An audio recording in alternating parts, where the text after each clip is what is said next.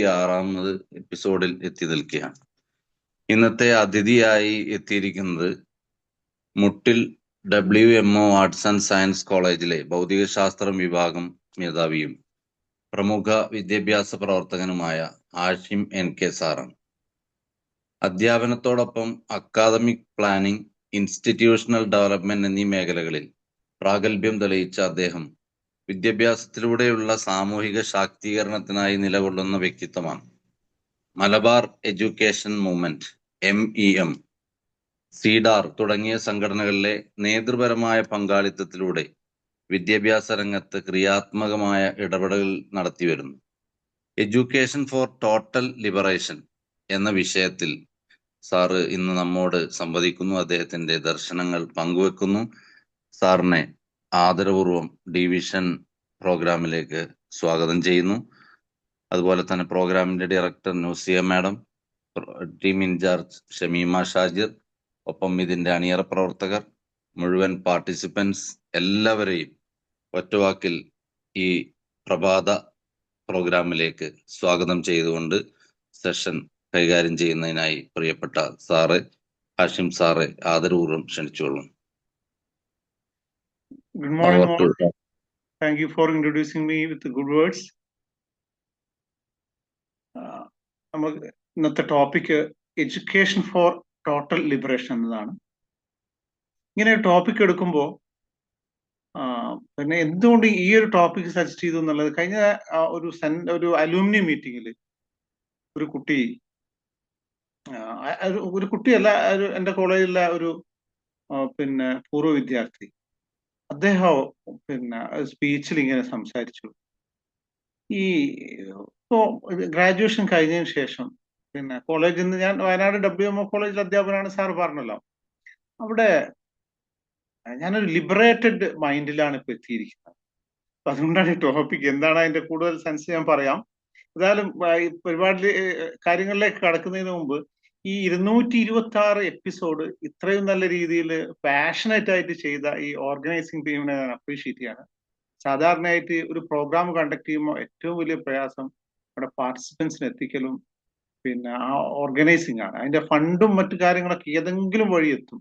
പക്ഷെ പാർട്ടിസിപ്പൻസിനെ ഇത്രയും കൺസിസ്റ്റന്റ് ആയിട്ട് ഈ 226 പിന്നെ 225 പ്രോഗ്രാമുകളിലും എത്തിക്കുന്ന ഈ ടീം പിന്നെ ഡിവിഷനെ ഞാൻ വളരെ ഇതായിട്ട് അപ്രീഷിയേറ്റ് ചെയ്യാണ്. പിന്നെ രണ്ടാമത് എനിക്ക് പറയാനുള്ളത്, നമ്മൾ പലപ്പോഴും ഈ പ്രഭാതത്തിൽ ഈ സബ് കോൺഷ്യസ് മൈൻഡിൽ കാര്യങ്ങൾ കേൾക്കാറുണ്ട്. സബ് കോൺഷ്യസ് മൈൻഡിൽ കേൾക്കുമ്പോൾ അതിന്റെ മെമ്മറി റീറ്റൻറ്റിവിറ്റി എന്ന് പറയുന്നത് വളരെ കുറവായിരിക്കും. ലെസ് ദാൻ 10% ആണെന്ന് പറയുന്നത്. അതുകൊണ്ട് തന്നെ പാർട്ടിസിപ്പൻസ് ഇപ്പൊ എത്ര ഉണ്ട് എന്നറിയില്ല. എന്റെ സ്ക്രീനിൽ 4 പേരെയാണ്, അല്ല കൂടുതലുണ്ട് അല്ലെ. അതായത് എല്ലാവരും ഒരു കോൺഷ്യസ് മൈൻഡിൽ തന്നെ ഇരുന്ന് പാർട്ടിസിപ്പേറ്റ് ചെയ്യണമെന്ന് അഭ്യർത്ഥിക്കുകയാണ്. 67 പാർട്ടിസിപ്പൻസിന്റെ. ഓക്കെ. അപ്പൊ നമ്മൾ ഇന്നത്തെ വിഷയം വളരെ പ്രധാനപ്പെട്ട ഒരു സബ്ജക്റ്റാണ്, ടോപ്പിക്കാണ്, education for total liberation. Total liberation എന്ന് പറയുന്നത് നമ്മൾ പല രീതിയിലുള്ള സ്ലൈവറിയിലാണ് ഉള്ളത്. അപ്പോ സ്ലൈവറി എന്ന് പറഞ്ഞാൽ പല സെൻസിലാണ്. നമ്മളെ ഇന്റലക്ച്വൽ സ്ലൈവറി ഉണ്ട്, അതേപോലെ ഫിനാൻഷ്യൽ സ്ലൈവറി ഉണ്ട്. അങ്ങനെ ഒരു മൾട്ടി ഡയമെൻഷണൽ സ്ലൈവറിയിലാണ് നമ്മുടെ പിന്നെ പല ആളുകളും പിന്നെ പല രീതിയിൽ ഏറ്റക്കുറച്ചിൽ ഉണ്ടാവാന്നേ ഉള്ളൂ. അപ്പോ അതിൽ നിന്നൊക്കെ കംപ്ലീറ്റ് മോചനം നൽകുന്ന ഒരു പ്രക്രിയ ആയിരിക്കണം പിന്നെ നമ്മുടെ എഡ്യൂക്കേഷൻ സിസ്റ്റം, അല്ലെങ്കിൽ നമ്മൾ എഡ്യൂക്കേറ്റിംഗ് പ്രോസസ് എന്നാണ്. അതിലേക്ക് ഊന്നാൻ വേണ്ടിയിട്ടാണ് ഞാൻ ഈ ടോപ്പിക് തന്നെ എടുത്തിരിക്കുന്നത്. അപ്പോ എഡ്യൂക്കേഷൻ എന്ന് പറയുന്നത് it is not just for learning അല്ല, ആൻഡ് പിന്നെ ഇത് ഒരു എക്സാം പാസ്സാവലല്ല. ഇതൊരു വിദ്യാർത്ഥി, ഒരു ഇൻഡിവിജ്വലിനെ എല്ലാ രീതിയിലും മൾട്ടി ഡയമെൻഷൻ സ്ലൈവറിയിൽ നിന്ന് രക്ഷപ്പെടുത്തുന്ന ഒരു പ്രോസസ്സാണ് എന്നുള്ളതാണ്. അപ്പോ അതിൽ സ്ലൈവറി പിന്നെ ഈ ഏതൊക്കെ ഒരു ഇഗ്നോറൻസിൽ നിന്ന് ലിബറേഷൻ നടത്തണം, പല രീതിയിലുള്ള ഫിയറിൽ നിന്നുള്ള ലിബറേഷൻ നടത്തണം, പോവർട്ടി എന്നുള്ള ലിബറേഷൻ ഉണ്ട്, അതുപോലെ ഇൻജസ്റ്റിസിൽ നിന്നുള്ള ലിബറേഷൻ ഉണ്ട്, പിന്നെ പല രീതിയിലുള്ള റോങ് ഇങ്ങനെയുള്ള മൾട്ടി ഡയമെൻഷണൽ പിന്നെ സ്ലൈവറിയിൽ നിന്നുള്ള ലിബറേഷൻ ആണ് ഉദ്ദേശിക്കുന്നത്. പലപ്പോഴും വിദ്യാഭ്യാസം നമ്മുടെ ലിറ്ററേറ്റ് ആക്കുന്നതിനൊപ്പം ഒരു സ്വതന്ത്ര മനുഷ്യനാക്കുന്നില്ല എന്നുള്ളതാണ് യാഥാർത്ഥ്യം. ആ സ്വതന്ത്ര മനുഷ്യനാക്കുന്നതിന് നമുക്ക് പല രീതിയിലുള്ള ഇൻപുട്സ് നമ്മൾ എന്ത് ചെയ്യേണ്ടി വരും, ഈ വിദ്യാർത്ഥികളിലേക്ക് അല്ലെങ്കിൽ നമ്മളിലേക്ക് തന്നെ കൊടുക്കേണ്ടി വരും. അപ്പോ നമ്മളൊക്കെ പലപ്പോഴും ഇൻസ്റ്റിറ്റ്യൂഷൻ സെലക്ട് ചെയ്യുന്നതൊക്കെ എങ്ങനെയെങ്കിലും ജോബ് കിട്ടുക, എന്നിട്ട് ഈ പോവർട്ടിയിൽ നിന്ന് അതായത് പോവർട്ടിയിൽ നിന്ന് മാറുക എന്നത് മാത്രം പലപ്പോഴും ഇതിന്റെ ലക്ഷ്യം ആയി പോകാറുണ്ട്. അപ്പൊ നമ്മൾ ടീച്ചേഴ്സ്, ഇതിലുള്ള അധികവും ടീച്ചേഴ്സ് ആയിരിക്കും. ടീച്ചേഴ്സ് എന്നൊക്കെ പറയുന്നത് പിന്നെ സോഷ്യൽ ലീഡേഴ്സ് ആണ്, ചെറിയ ഗ്രൂപ്പിന്റെയും ലീഡേഴ്സ് ആണ്. ഇനി ടീച്ചേഴ്സ് അല്ലാത്തവർ തന്നെ ഒരു സ്മോൾ ഗ്രൂപ്പിന്റെ ലീഡേഴ്സ് ആണ്, ഒരു ഫാമിലിയുടെയും ലീഡേഴ്സ് ആയിട്ടുള്ളവരായിരിക്കും. നമ്മൾ പ്രത്യേകിച്ചും ഈ ഡി ഡിവിഷനിലുള്ള ആളുകളൊക്കെ ഒരു വലിയ ലീഡർഷിപ്പ് വഹിക്കുന്നവരായിരിക്കും അവരവരുടെ പ്രദേശത്തും സ്ഥാപനങ്ങളിലൊക്കെ.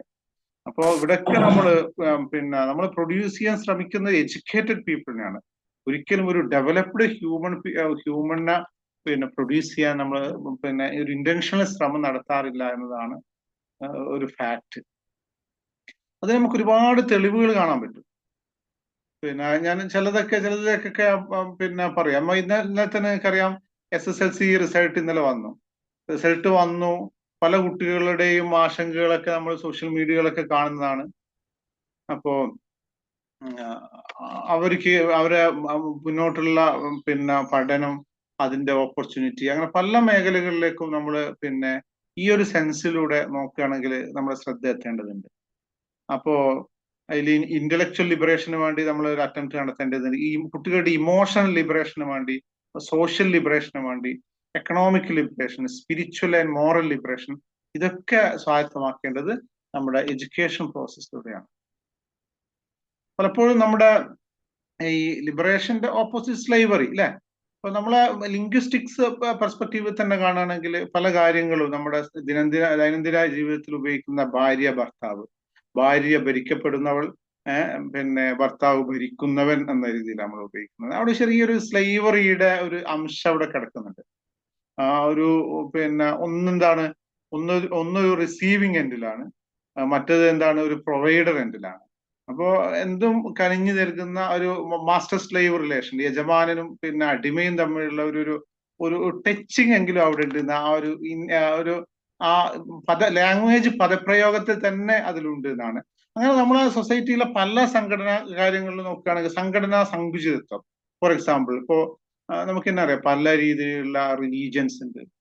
റിലീജിയൻസ് മതങ്ങളും അതിൽ തന്നെ ഒരുപാട് സബ് ഗ്രൂപ്പുകൾ അല്ലെങ്കിൽ ഉപമതങ്ങൾ എന്ന് പറയലാണ് കുറച്ചും കൂടി ബെറ്റർ എന്ന് തോന്നുന്നു. ഈ ഉപമതങ്ങളുണ്ട്. ഒരു ഉപമതം മറ്റൊരു ഉപമതത്തിന്റെ കൂടെ ഒരു അവരെക്കാൾ ഒരു ഹൈറാർക്കിക്കലി അപ്പറാന്നാണ് അവരുടെ ധാരണ. അതൊരു തരം ഒരു ഇന്റലക്ച്വൽ പോവർട്ടിയാണ്. അല്ലെങ്കിൽ ഒരു റിലീജിയൻ മറ്റൊരു റിലീജിയന്റെ മുകളിൽ എനിക്ക് അല്ലെങ്കിൽ ബ്ലഡ് പ്യൂരിറ്റി, അല്ലെങ്കിൽ അങ്ങനെയുള്ള പല രീതിയിലുള്ള ശുദ്ധിവാദങ്ങൾ, ഇതൊക്കെ സംഭവിക്കുന്ന ഒരു ഇന്റലക്ച്വൽ പോവർട്ടി കൊണ്ടാണ്. അല്ലെങ്കിൽ അതിൽ നിന്നൊക്കെ ലിബറേറ്റ് ചെയ്യപ്പെടാൻ വേണ്ടി നമുക്ക് ഒരു വഴി മാത്രമേ ഉള്ളൂ, അത് എഡ്യൂക്കേഷൻ ആണ് പറയാൻ ആഗ്രഹിക്കുന്ന ഒരു കാര്യം.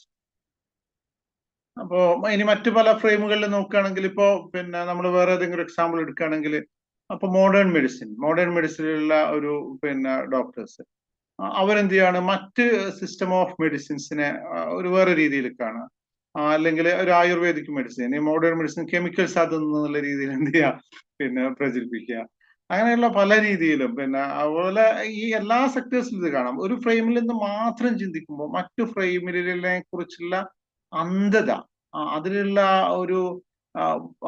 ആ മേഖലയിലേക്ക് നമുക്ക് വേണ്ടത്ര രീതിയിൽ നിന്ന് ഇൻപുട്ട് കിട്ടാത്തത് കാരണം നമ്മൾ അതിനെ വേറൊരു രീതിയിൽ നോക്കിക്കാണുകയാണ്.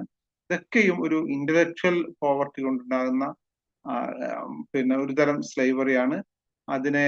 അതായത് പിന്നെ മോഡേൺ മെഡിസിന്റെ സ്ലൈവ്സ് ആയി മാറുന്നു, അല്ലെങ്കിൽ ഒരു ആയുർവേദ പ്രാകൃത രീതിയുടെ ഒരു സ്ലൈവിങ് വരുന്നു. ഇതിൽ നിന്നൊക്കെ ലിബറേറ്റ് ചെയ്യാൻ നമുക്ക് എല്ലാ മേഖലകളിലേക്കും പിന്നെ നമുക്ക് എഡ്യൂക്കേറ്റ് ചെയ്യപ്പെടേണ്ടതുണ്ട്. ഇതിനൊക്കെ ഒരു വഴി എഡ്യൂക്കേഷൻ തന്നെയാണ് എന്നാണ് ഞാൻ പറഞ്ഞ് സമർത്ഥിക്കാൻ ശ്രമിക്കുന്നത്. പലപ്പോഴും എൻ്റെ മനസ്സിൽ തന്നെ മുമ്പുണ്ടായിരുന്നു ഈ യോഗ ഒക്കെ ചെയ്യുന്നതിൽ നല്ല അധ്വാനിക്കുന്ന ആൾ എന്തിനാ യോഗ ചെയ്യുന്നതൊക്കെ. പിന്നീട് അതിനെക്കുറിച്ച് പിന്നെ ഈ പിന്നെ കാർഡിയോളജിസ്റ്റ് ഒക്കെ അതിന്റെ വിവിധ തലങ്ങളെ കുറിച്ച് പറഞ്ഞപ്പോഴാണ് ഇതിൽ കാര്യമുണ്ടെന്ന് മനസ്സിലായത്. സ്മോൾ എക്സസൈസിന് പിന്നെ നമ്മുടെ ഹെൽത്തി ഹാർട്ട് ഉണ്ടാക്കുന്നതിലൊക്കെ പലപ്പോഴും പിന്നെ വലിയ പങ്ക് വഹിക്കപ്പെടുന്നുണ്ടെന്ന് എനിക്ക് പിന്നീട് മനസ്സിലായി. അപ്പോ നമ്മൾ ഒന്നിനെയും എന്ത് ചെയ്യുക, കണ്ണടച്ച് ആക്ഷേപിക്കാനോ പിന്നെ അണ്ടർ എസ്റ്റിമേറ്റ് ചെയ്യാനോ പാടില്ല എന്നുള്ളതാണ് നമുക്ക് മനസ്സിലാക്കാൻ കഴിയും. ഇതുപോലെ നിങ്ങൾക്ക് കൾച്ചറൽ പ്രോവർട്ടി കണ്ടിട്ടുണ്ടാവും. പലരും ഒരു മോഡേണിറ്റിയുടെ ഭാഗമായിട്ട് പിന്നെ അവരുടെ പിന്നെ ഇത് മോഡേണിറ്റിനെ അന്ധമായിട്ട് എന്ത് ചെയ്യണം, അതിനെ അപ്ഹോൾഡ് ചെയ്യും. പിന്നീട് അതിന്റെ കോൺസിക്വൻസസ് പലപ്പോഴും ഫാമിലി ലൈഫ് ആണെങ്കിലും ഫാമിലി ലൈഫ് തന്നെ വേണ്ടാന്ന് വെക്കുന്ന ഒരു സിറ്റുവേഷൻസ് ഒക്കെ ഇപ്പൊ യങ് ജനറേഷനിൽ കാണാം. ഇതൊക്കെ എന്താണ്, ആ ഒരു മോഡേൺ കൾച്ചറിനെ അങ്ങനെ അപ്ഹോൾഡ് ചെയ്ത് അതിന്റെ സ്ലൈവറി ആകുന്നത് കൊണ്ടാണ് അങ്ങനെ സംഭവിക്കുന്നത്. അപ്പോൾ നമുക്ക് മറ്റ് പല മറ്റ് പല സ്ഥലത്തിലെയും കൾച്ചറിലുള്ള ഗുഡ്നെസ്സിനെ കുറിച്ചുള്ള ഒരു പ്രോപ്പർ എഡ്യൂക്കേഷൻ ഇല്ലായ്മ കൊണ്ട് സംഭവിക്കുന്നതാണിത്. അപ്പൊ ഞാൻ പറഞ്ഞു വരുന്നതിന്റെ ഒരു രത്നച്ചുരുക്കം, നമ്മൾ പിന്നെ ഇതിനൊക്കെ ഒരു ഈ രീതിയിലുള്ള എല്ലാ പോവർട്ടിക്കും, ഈ എല്ലാ രീതിയിലുള്ള സ്ലേവറിയിൽ നിന്നുമുള്ള ഒരു അൾട്ടിമേറ്റ് ലിബറേഷന് അതിന്റെ പ്രോപ്പർ രീതിയിലുള്ള എഡ്യൂക്കേഷൻ സിസ്റ്റം മാത്രമാണ് സൊല്യൂഷൻ എന്നുള്ളതാണ്. നമ്മളെ പലരും ഇതിൽ അധ്യാപകരായിരിക്കും. അധ്യാപക സമൂഹത്തിന് തന്നെ പല തരത്തിലുള്ള പിന്നെ തെറ്റിദ്ധാരണകളുണ്ട്, ഇഗ്നോറൻസ് ഉണ്ട്. അവർ ഇഗ്നോറൻസിന്റെ അടിമകളായിട്ടാണ് പലപ്പോഴും സംസാരിക്കുന്നതായിട്ട് നമുക്ക് കാണാറുള്ളത്. ഇപ്പൊ ഇന്നലെ റിസൾട്ട് വന്നു. നിങ്ങൾക്കറിയാം, ഒരുപാട് കുട്ടികൾ 99% സ്റ്റുഡൻസും എന്തായിട്ടുണ്ട്, നമ്മുടെ ഇത് പാസ്സായിട്ടുണ്ട്, SSLC പാസ്സായിട്ടുണ്ട്.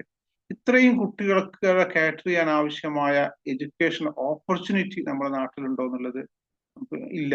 എന്നാലും അധ്യാപകര് അവരെ സ്കൂളിലേക്ക് ഒരു ബാച്ച് കൊണ്ടുവരാനോ അല്ലെങ്കിൽ പിന്നെ പുതിയ സ്കൂളുകളെ ഹയർ സെക്കൻഡറി ആയിട്ടും മറ്റും അപ്ഗ്രേഡ് ചെയ്യാനോ ഇതിനൊന്നും ഒരു ശ്രമം നടത്താറില്ല എന്നുള്ളതാണ് കാണാറുള്ളത്.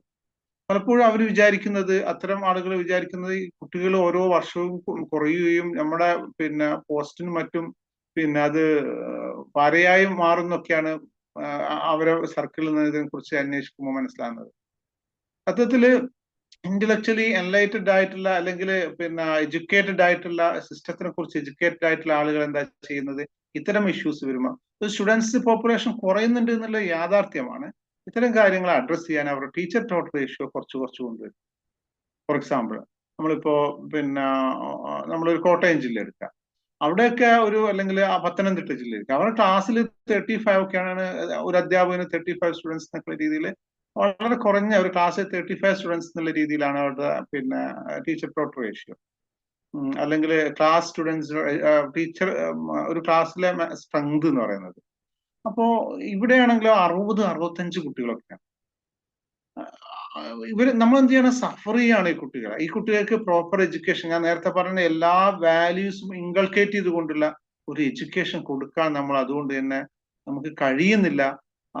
നമ്മളെ ഈ എല്ലാ റീജിയനിലുള്ള പ്രത്യേകിച്ചും ഈ പിന്നെ ഈ പോപ്പുലേഷൻ ഡെൻസ് ആയിട്ടുള്ള മേഖലകളിൽ അല്ലെങ്കിൽ എഡ്യൂക്കേഷന്റെ ഫ്രാഗ്നൻസ് പ്രോപ്പറായി എത്തിപ്പെടാത്ത മേഖലകളിൽ ഇന്നും എന്താണ് ഈ എഡ്യൂക്കേഷൻ ഒരു പിന്നെ ടോട്ടൽ ലിബറേഷന് സ്വായത്തമാകുന്ന രീതിയിലല്ല നടന്നു പോകുന്നുള്ളതാണ് പിന്നെ നമുക്ക് മനസ്സിലാക്കാൻ കഴിയുന്നത്. ഇങ്ങനെ നമ്മുടെ നാട്ടിൽ തന്നെ, കേരളത്തിൽ തന്നെ മൊത്തങ്ങൾ സ്റ്റാറ്റിസ്റ്റിക്കലായിട്ട് ഈ എഡ്യൂക്കേഷൻ പ്രോസസ്സ് നോക്കുകയാണെങ്കിൽ ഇങ്ങനത്തെ എല്ലാ കാര്യങ്ങളിൽ നിന്നും ഒരു ലിബറേറ്റഡ് ആയിട്ടുള്ള ഗ്രൂപ്പും ഒരു സ്ലേവ് ഗ്രൂപ്പിനെയും കാണാം. ഞാൻ ചില ഡാറ്റ നിങ്ങൾക്ക് കാണിക്കുകയാണ്. പിന്നെ സ്ക്രീൻ നിങ്ങൾ കാണുന്നുണ്ട് ഞാൻ പ്രതീക്ഷിക്കുന്നത്.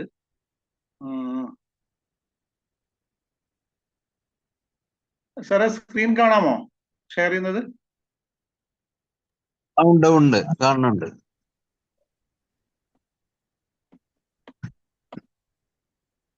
കാണാം സാർ. ഓക്കെ. ഞാൻ പിന്നെ നമ്മുടെ സൂമിന്റെ ടൂൾ ബാർ എന്റെ സ്ക്രീനിന്റെ ടോപ്പ് ഭാഗത്ത് മാസ്ക് ചെയ്തു പോവാൻ. സ്ക്രീനും കാണുന്നുണ്ട്, സെറിനെയും കാണുന്നുണ്ട്. അല്ല, എനിക്ക് ഈ സൂമിന്റെ പ്ലാറ്റ്ഫോം എന്ത് ചെയ്യാണ്, മാസ്ക് ചെയ്തു. ഓക്കെ.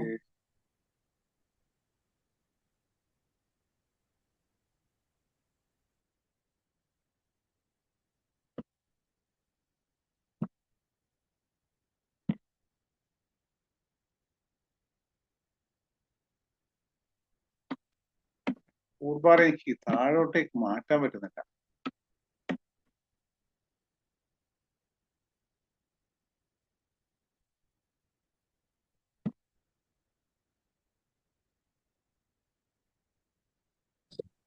ഇങ്ങനെ കണ്ടിന്യൂ ചെയ്യാം, കുഴപ്പമില്ല. Okay okay okay. അപ്പോ പിന്നെ ഞാൻ പറഞ്ഞിരുന്ന ചില ഡാറ്റ നിങ്ങൾക്ക് കാണിക്കാൻ വേണ്ടി ശ്രമിച്ചതായിരുന്നു. പിന്നെ ഇപ്പൊ കാണിക്കാം. പിന്നെ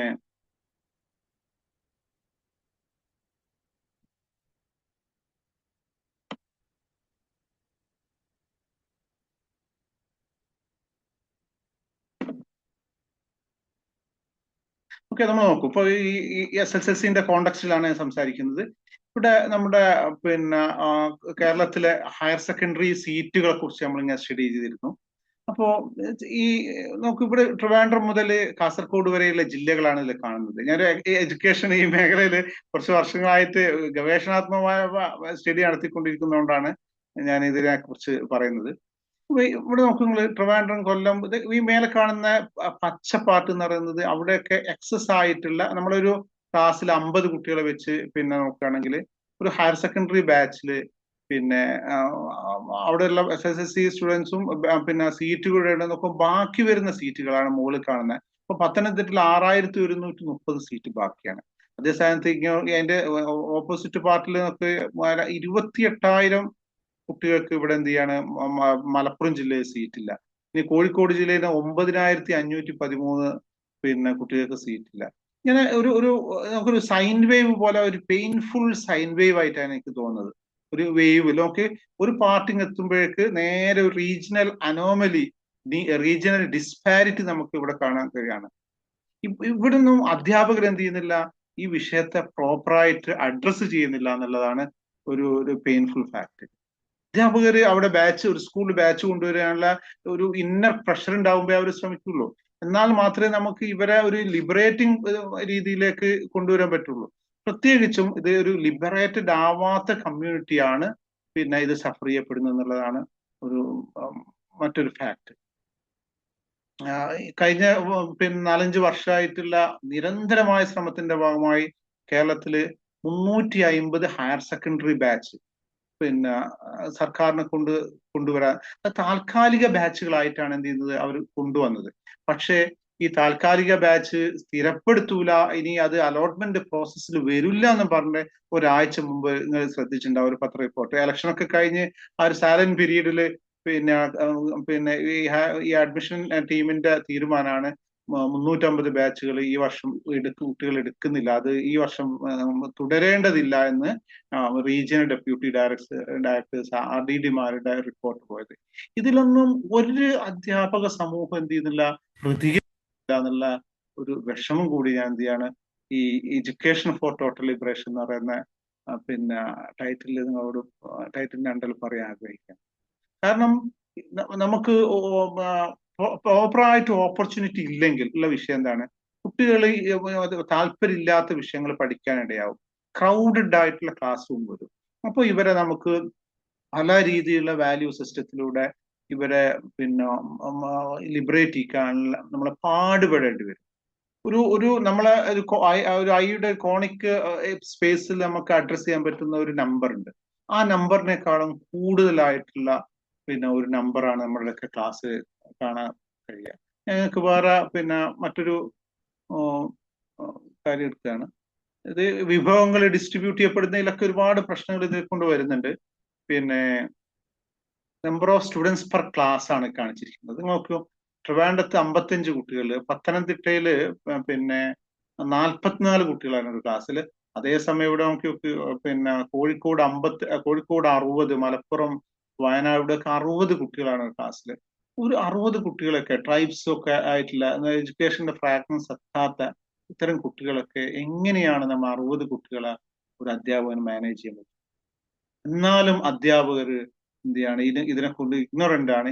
ഇവർ വിചാരിക്കുന്നത്, പലപ്പോഴും എയ്ഡഡ് സ്കൂൾ അധ്യാപകരൊക്കെയാണ് ഇതിലെ ആൾക്കാർ, അവർ വിചാരിക്കുന്നത് നമുക്ക് നമ്മളെ പോസ്റ്റ് തെറിച്ചു എന്ന്. അതേ സ്ഥാനത്ത് ഈ പിന്നെ പത്തനംതിട്ടയിലും കോട്ടയത്തും ആലപ്പുഴകളിൽ എന്താ ചിന്തിക്കുന്നത്, നമുക്ക് കുട്ടികൾ കുറയാണെങ്കിൽ പിന്നെ പോപ്പുലേഷൻ കുറയാണെങ്കിൽ ടീച്ചർ ടോട്ടൽ റേഷ്യോ കുറക്കാം, അപ്പൊ അവർക്ക് നല്ല ഇൻഡിവിജ്വൽ അറ്റൻഷൻസ് ഒക്കെ കിട്ടും. ഇത് കാലാകാലം സഫർ ചെയ്യാൻ എത്ര വലിയൊരു ഇന്റലക്ച്വൽ പ്രോപ്പർട്ടിയാണ് ടീച്ചിങ് കമ്മ്യൂണിറ്റീന്റെ ഭാഗത്തു നിന്ന് വരെ ഉണ്ടാകുന്നത്. ഞങ്ങൾ കഴിഞ്ഞ 5 വർഷത്തിൽ ഞാൻ പറഞ്ഞു എഡ്യൂക്കേഷൻ ആക്ടിവിസത്തിന്റെ ഭാഗമായിട്ട് ഈ ശ്രമിച്ചപ്പോൾ തീരെ സപ്പോർട്ടില്ലാത്ത ഒരു ടീം എന്ന് പറയുന്നത് അധ്യാപക സമൂഹമാണ്. ഒരു സ്കൂളിലേക്ക് ബാച്ച് കൊണ്ടുവരാന് അല്ലെങ്കിൽ ഈ വിഷയം ഇഷ്യൂ അഡ്രസ് ചെയ്യപ്പെടാൻ വേണ്ടിയിട്ട് നമുക്ക് അധ്യാപക സമൂഹം അത് കൺവിൻസ് ചെയ്യാനുള്ള പ്രയാസം.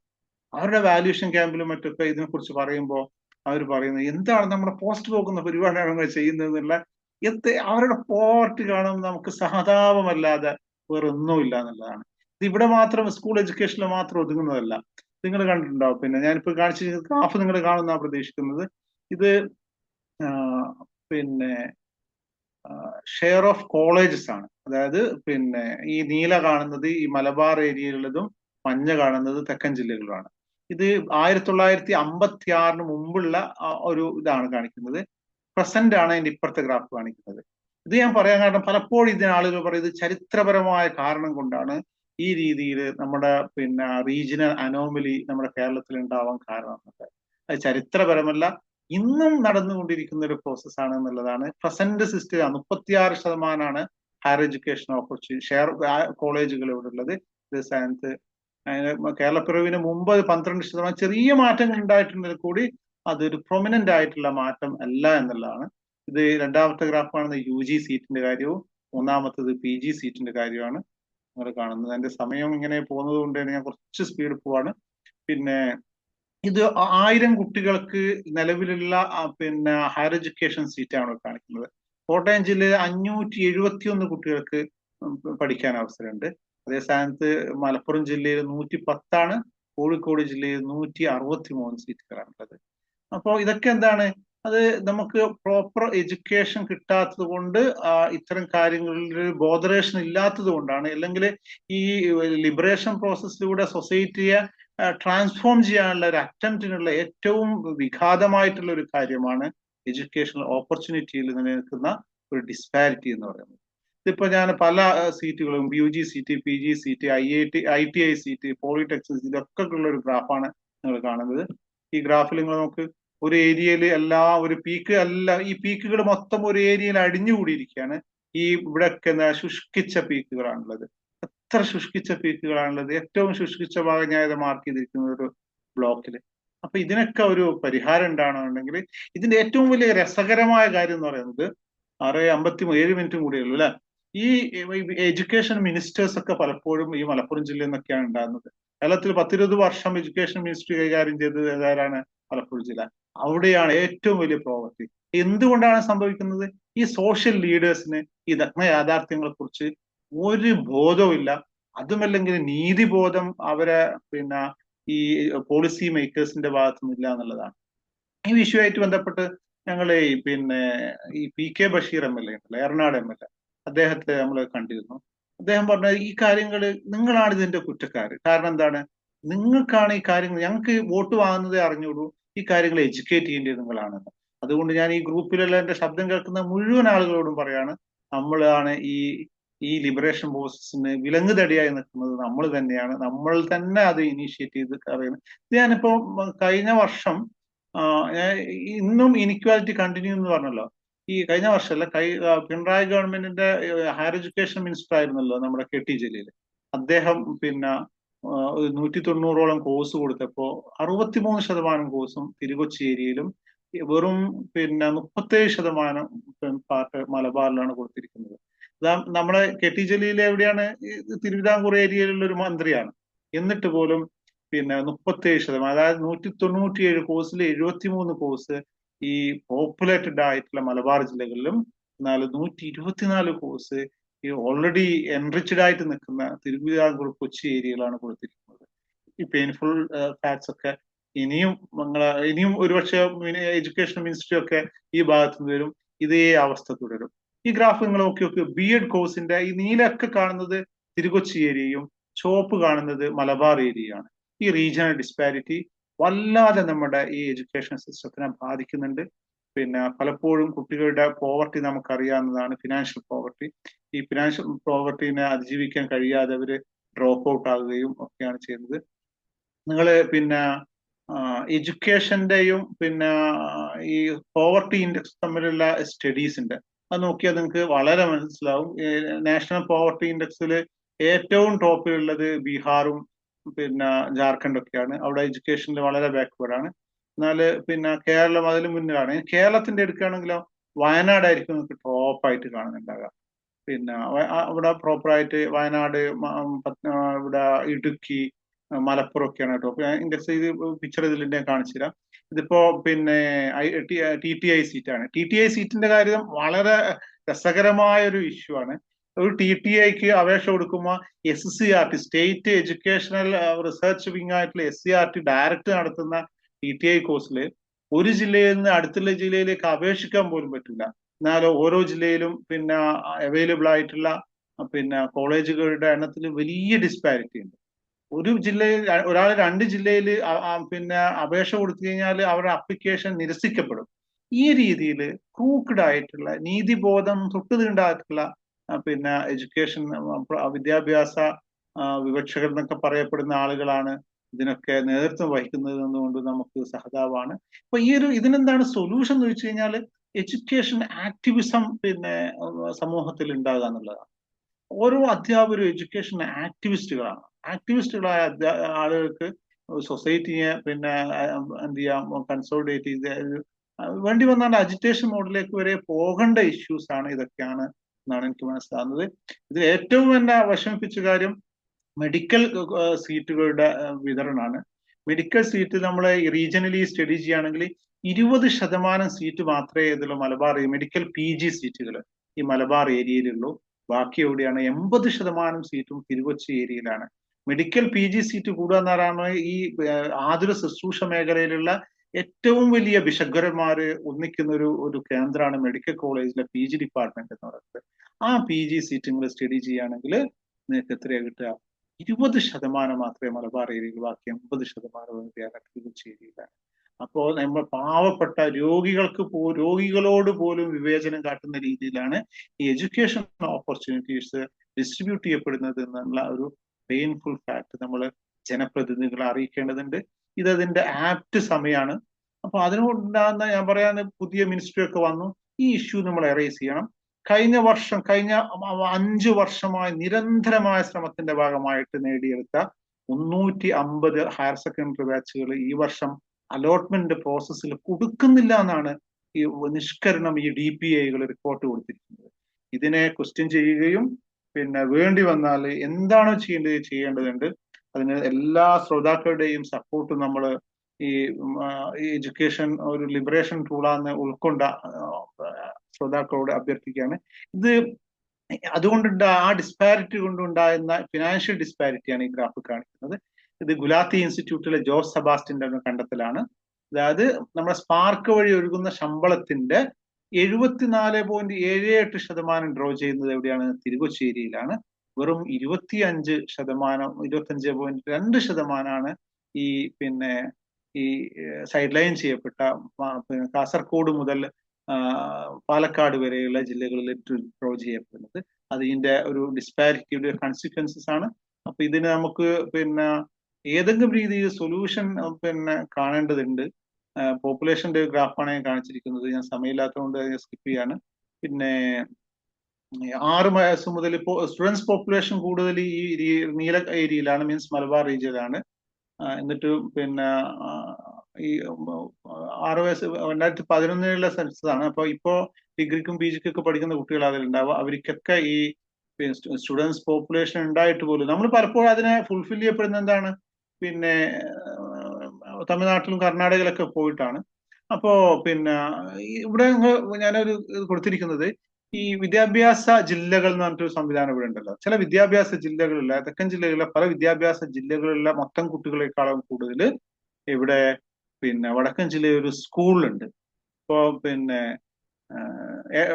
എടരിക്കോട് സ്കൂളിലെ മൊത്തം കുട്ടികളെക്കാളും കുറവാണ് കുട്ടനാട് വിദ്യാഭ്യാസ ജില്ലയിലെ കുട്ടികൾ. അപ്പൊ നിങ്ങൾക്ക് ഒരു സിസ്റ്റത്തിന് നർച്ചർ ചെയ്യാൻ DOയും ഓഫീസറും എല്ലാ സംവിധാനമുള്ള സിസ്റ്റത്തിൽ നിന്ന് പിന്നെ എന്ത് ചെയ്യാണ് ഒരു സ്കൂളിലേക്ക് ഒരു പ്രിൻസിപ്പൾ മാത്രം ഒരു കൺജസ്റ്റഡ് ആയ ഇതിൽ നയിക്കേണ്ടി വരിക നിർബന്ധ സാഹചര്യം ഉണ്ടാകാണ്. അപ്പൊ ഞാൻ വേഗം പോവാണ്. 1 മിനിറ്റ് കൂടി എക്സ്ട്രാ എടുക്കാൻ ശ്രമിക്കുകയാണ്. നമ്മളെ ഹയർ സെക്കൻഡറി സീറ്റ് പരിശോധിക്കുകയാണെങ്കിൽ ഈ ഏറ്റവും കുറവ് ക്ഷാമമുള്ളത്, ഏറ്റവും കൂടുതൽ സീറ്റ് ക്ഷാമമുള്ള സ്ഥലം എന്ന് പറയുന്നത് തിരൂരങ്ങാടിയാണ്. തിരൂരങ്ങാടിന്റെ പ്രത്യേകത ശ്രദ്ധിച്ചിട്ടുണ്ടോ? തിരൂരങ്ങാടി അബ്ദുറബിന്റെ മണ്ഡലമായിരുന്നു. ഹയർ എഡ്യൂക്കേഷൻ സീറ്റിൽ ഏറ്റവും കുറവ് സീറ്റുള്ളത് എവിടെയാണെന്ന് അറിയോ നിങ്ങള്? പിന്നെ തവനൂർ മണ്ഡലമാണ്. ഹയർ എഡ്യൂക്കേഷൻ മിനിസ്റ്ററുടെ മണ്ഡലമായിരുന്നു. പോളിടെക്നിക്ക് ഏറ്റവും കുറവ് കോഴിക്കോട് ജില്ലയാണ്. കോഴിക്കോട് ജില്ല എന്ന് പറഞ്ഞാൽ എന്താണ്? കോഴിക്കോട് ജില്ല ഫസ്റ്റ് വിദ്യാഭ്യാസ മന്ത്രിന്റെ ഒക്കെ നാടായിരുന്നു കോഴിക്കോട് ജില്ല എന്ന് പറയുന്നത്. പിന്നെ അപ്പൊ ഈ രീതിയിൽ നമുക്ക് ഈ മിനിസ്റ്റേഴ്സും മറ്റും ഉണ്ടായിട്ടും അതിന്റെ വേണ്ട രീതിയിൽ ഇന്നർ ഫോഴ്സ് ഇല്ലാത്തത് കൊണ്ടാണ്, അല്ലെങ്കിൽ പിന്നെ വിദ്യാഭ്യാസ പ്രവർത്തകർ ആക്റ്റീവ് അല്ലാത്തത് കൊണ്ടാണ് ഇത് സംഭവിക്കുന്നതെന്നാണ് നമ്മുടെ ഒരു കൺക്ലൂഷൻ. അതുകൊണ്ട് ഈ ഗ്രൂപ്പിലുള്ള എല്ലാ ആളുകളോടും ഈ എഡ്യൂക്കേഷൻ ഫോർ ടോട്ടൽ ലിബറേഷൻ എന്നുള്ള ഇത് സ്വായത്തമാക്കാൻ, നമ്മുടെ ഓപ്പർച്യൂണിറ്റീസിന്റെ ഇക്വാലിറ്റിക്ക് വേണ്ടി, അല്ലെങ്കിൽ കേരളത്തിലും ഇന്ത്യയിലും ലോകത്ത് നിലനിൽക്കുന്ന റീജിയണൽ ഡിസ്പാരിറ്റീസിന് എഗെയിൻസ്റ്റ് ആയിട്ട് നമ്മൾ അതിന് ഇല്ലായ്മ ചെയ്യാൻ ഒരു ശ്രമം നടത്താൻ എന്ത് ചെയ്യാണ് എല്ലാവരോടും ആവശ്യപ്പെടുകയാണ്. നമ്മുടെ വളരെ പങ്ക്ച്വലായിട്ട് പോകുന്ന ഈ പ്രോഗ്രാമിന് സമയം നീട്ടുക എന്നുള്ളത് ശരിയല്ല എന്ന് ഞാൻ ഉറച്ചു വിശ്വസിക്കുന്നു. അപ്പോ അതൊക്കെ സ്റ്റഡി നമ്മൾ എഡ്യൂക്കേറ്റ് ചെയ്യുന്നത് ഒരിക്കലും എക്സാം പാസ്സാകാൻ വേണ്ടിയിട്ടല്ല, എന്നാൽ ഒരു സോഷ്യൽ ട്രാൻസ്ഫോർമേഷന് വേണ്ടിയിട്ടാണ്. സെൽഫായിട്ടും സൊസൈറ്റിനെയും ട്രാൻസ്ഫോം ചെയ്യുന്ന പ്രോസസ്സിലേക്ക് ഈ എഡ്യൂക്കേറ്റേഴ്സിനും സോഷ്യൽ ലീഡേഴ്സിനുമുള്ള പിന്നെ ഉത്തരവാദിത്വം ഓർമ്മപ്പെടുത്താൻ ആഗ്രഹിക്കുകയാണ്. അപ്പൊ എല്ലാ ഓർഗനൈസേഴ്സിനോടും, പിന്നെ പ്രത്യേകിച്ചും പിന്നെ നൂസിയ മാഡം, സലീം സാറ്, ഷമീമ ഷാജിർ അതിനോടൊക്കെ നന്ദി പ്രകാശിപ്പിച്ചുകൊണ്ട് എൻ്റെ വാക്കുകളെ ഞാൻ അവസാനിപ്പിക്കുകയാണ്. Wish you a meaning and meaning day. And education എന്ന് പറയുന്നത് എന്താണ്? It's a bridge from prosperity to പ്രോവർട്ടിയാണ്. ഇതൊരു വൺ വേ ബ്രിഡ്ജ് ആയിരിക്കണം. ഇതൊരിക്കലും ഒരു ടു വേ ബ്രിഡ്ജ് ആവരുത്. മീൻസ് പ്രോവർട്ടി ടു പ്രോസ്പെരിറ്റി ആയിരിക്കണം. പലപ്പോഴും എന്താണ് ചില കാരണങ്ങളാൽ ഇതൊരു ടു വേ ബ്രിഡ്ജ് ആയി പോവാറുണ്ട് എന്നുള്ളതാണ് നമുക്ക് മനസ്സിലാക്കാൻ കഴിയുന്നത്. എല്ലാവർക്കും ഒരിക്കൽ കൂടി സുപ്രഭാതം നേർന്നുകൊണ്ട് ഞാൻ അവസാനിപ്പിക്കുകയാണ്. Thank you. വളരെ നന്ദി സർ. വളരെ 226ാമത്തെ ദിവസം SSC റിസൾട്ട് വന്നതിന്റെ പശ്ചാത്തലത്തിൽ വളരെ സാമൂഹിക പ്രതിബദ്ധതയുള്ള ഒരു വിഷയത്തെ പറ്റിയാണ് സർ സംസാരിച്ചത്. വളരെയധികം അവയർനെസ് ഞങ്ങൾക്ക് ഇതിൽ ലഭിച്ചിട്ടുണ്ട്. ഞങ്ങൾ ചിന്തിക്കാത്ത കുറെ കാര്യങ്ങൾ സർ പറഞ്ഞിട്ടുണ്ട്. ഞാനും മക്കളുടെ പാരന്റ്സ് മീറ്റിങ്ങിന് പോകുമ്പോഴൊക്കെ ചോദിക്കാറുണ്ട്, നിങ്ങൾ എങ്ങനെയാണ് 48-52 കുട്ടികളെ വെച്ചിട്ടൊക്കെ ക്ലാസ് നടത്തിക്കൊണ്ട് ഷെയർ ചെയ്യാൻ പറയുന്നത്. ഓക്കെ നമുക്ക് എന്തായാലും അവസാനിപ്പിക്കാൻ സമയം അതിക്രമിച്ചിരിക്കുന്നു. ഗാന്ധിജി എഡ്യൂക്കേഷനെ കുറിച്ച് പറഞ്ഞ വാക്കുകൾ കൂടി പറഞ്ഞ് നമുക്ക് പിൻവാങ്ങാം. വിദ്യാഭ്യാസം എന്നതിലൂടെ ഞാൻ ഉദ്ദേശിക്കുന്നത് ഒരു മനുഷ്യന്റെ ശരീരത്തിലും മനസ്സിലും ആത്മാവിലുമുള്ള ഏറ്റവും നല്ലതിനെ പുറത്തു കൊണ്ടുവരിക എന്നതാണ്. ആ വാക്കുകൾ അന്വർത്ഥമാക്കുന്ന രീതിയിൽ നമ്മുടെ വിദ്യാഭ്യാസം വളരേണ്ടിയിരിക്കുന്നു. ആ മേഖല വികസിക്കേണ്ടിയിരിക്കുന്നു. ഹാഷിഖ് സാറിന്, ഡിവിഷൻ ടീമിന്റെ ഹൃദയം നിറഞ്ഞ നന്ദി അറിയിക്കുകയാണ്. അവിടെ നമ്മുടെ പ്രിയപ്പെട്ട ശ്രോതാക്കൾക്കും നല്ലൊരു ദിവസം ആശംസിക്കുന്നു. ഡിവിഷന്റെ അണിയറ പ്രവർത്തകർക്കും ന്യൂസിയ മാമിനും നന്ദി പറഞ്ഞുകൊണ്ട് നമുക്ക് നാളെ വേറൊരു വിഷയവുമായി വീണ്ടും കാണാം. ബൈ.